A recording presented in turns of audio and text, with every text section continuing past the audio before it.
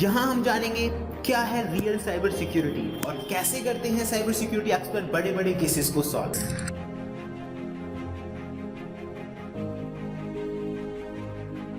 आज हम बात करने वाले हैं एथिकल हैकिंग से जुड़े एक बहुत ही इंपॉर्टेंट टॉपिक के बारे में जिसका नाम है बफर ओवरफ्लो। तो चलिए फ्रेंड शुरू करते हैं। तो फ्रेंड्स सबसे पहले हम आज की इस क्लास में जानने वाले हैं कि बफर ओवरफ्लो क्या होता है, किस तरह से इसका इस्तेमाल किया जाता है और इसके क्या इफ़ेक्ट्स हो सकते हैं और कितनी तरह का बफर ओवरफ्लो होता है। तो फ्रेंड्स बफर ओवरफ्लो को मदर ऑफ ऑल वल्नरेबिलिटीज़ भी कहा जाता है। अब ऐसा क्यों कहा जाता है फ्रेंड्स? ऐसा इसलिए कहा जाता है कि ये जो अटैक है बफर ओवरफ्लो अटैक की अगर हम बात करें तो ये सॉफ्टवेयर्स में भी पाया जाता है, वेबसाइट्स के अंदर भी पाया जाता है, विंडोज़ के अंदर भी होता है। दैट्स वाई यानी कि ये जो वल्नरेबिलिटीज़ है ये ज़्यादातर सभी चीज़ों में आपको मिल जाएगी जो आईटी से जुड़ी हुई हैं। अब ये सब के अंदर आसानी से कैसे मिल सकता है या इसकी संभावनाएं ज़्यादा क्यों होती हैं? तो उसका कारण ये है फ्रेंड्स कि जितनी भी चीज़ें होती हैं लाइक अगर कोई वेबसाइट बनाई जाए, कोई सॉफ्टवेयर बनाया जाए या फिर हम विंडो डेवलपमेंट की ही बात करें तो इन सारी चीज़ों को क्रिएट करने के लिए ज़रूरत होती है प्रोग्रामिंग की।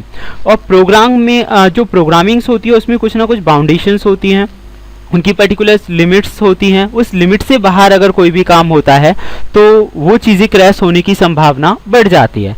तो इसीलिए जो ये अटैक है बफर ओवरफ्लो ज़्यादातर सभी चीज़ों में मिल जाता है, यानी कि वेबसाइट बनाने के लिए जो प्रोग्रामिंग की गई है उसकी कमियां, उन कमियों का ही फ़ायदा अटैकर या हैकर उठाते हैं। तो आज हम इसी के बारे में जानने वाले हैं।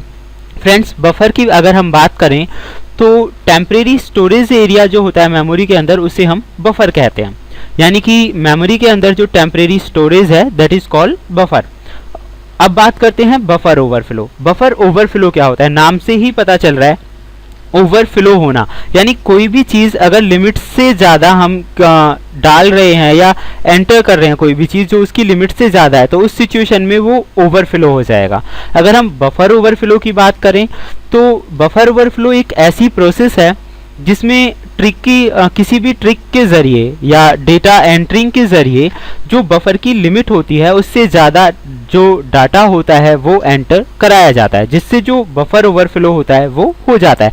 अब इससे नुकसान क्या है? नुकसान इससे बहुत ज़्यादा हैं। अगर हम बात करें बफर ओवरफ्लो की वल्नरेबिलिटी का फ़ायदा उठा के सॉफ्टवेयर्स को क्रैश कर सकता है कोई भी जो पर्सन है।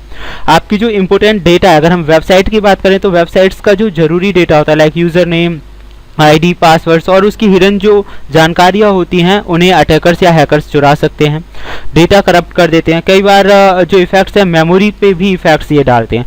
तो ये होता है बफर ओवरफ्लो, यानी कि जो मेमोरी है, कोई भी जो हमारा बफर है जितना डेटा वो स्टोर कर सकता है उससे ज़्यादा डेटा एंटर कराना, दैट्स वाई ताकि वो ओवरफ्लो हो जाए, तो इसे ही बफर ओवरफ्लो कहते हैं। अब हम बात करते हैं टाइप्स की। तो बफर ओवरफ्लो दो तरह से होता है, एक तो होता है स्टैक बफर ओवरफ्लो और दूसरा होता है heap buffer overflow. Friends stack buffer overflow जो भी होता है ये स्टैटिक मेमोरी का हिस्सा होता है, यानी कि रैम की जो स्टैटिक मेमोरी है उसके साथ जुड़ा हुआ होता है स्टैक। और इस मेमोरी से ज़्यादा यानी कि मेमोरी जो लिमिट है इसे हम एक एग्जांपल से समझते हैं। जैसे कि एक प्रोग्राम के ज़रिए मैंने बताया यहाँ पे, यहाँ आप देख सकते हैं कि जो मेमोरी की लिमिट है जो ये हमने करेक्टर दिया हुआ है BAR के नाम से, और यहाँ पे जो करेक्टर की लिमिट दी हुई है वो 12 है, यानी कि 11 करेक्टर मिनिमम ये स्टोर कर सकता है।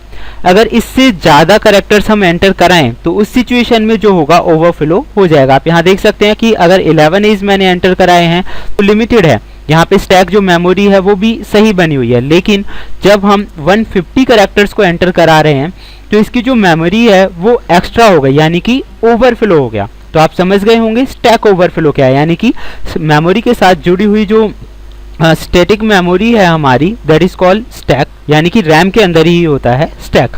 अब हम बात करते हैं heap buffer overflow. Friends stack और हीप दोनों में जो मेन अंतर है वो ये होता है कि स्टैक तो स्टैटिक मेमोरी का हिस्सा होता है जबकि जो हीप है वो डायनेमिक मेमोरी का हिस्सा होता है।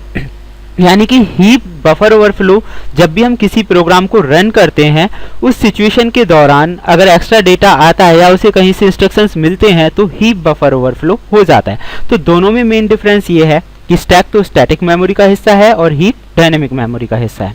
तो जो स्टैक है वो ज़्यादा फास्ट होता है, वैसे ऐसा भी है कि स्टैक ज़्यादा फास्ट होता है इन कंपैरिजन टू हीप।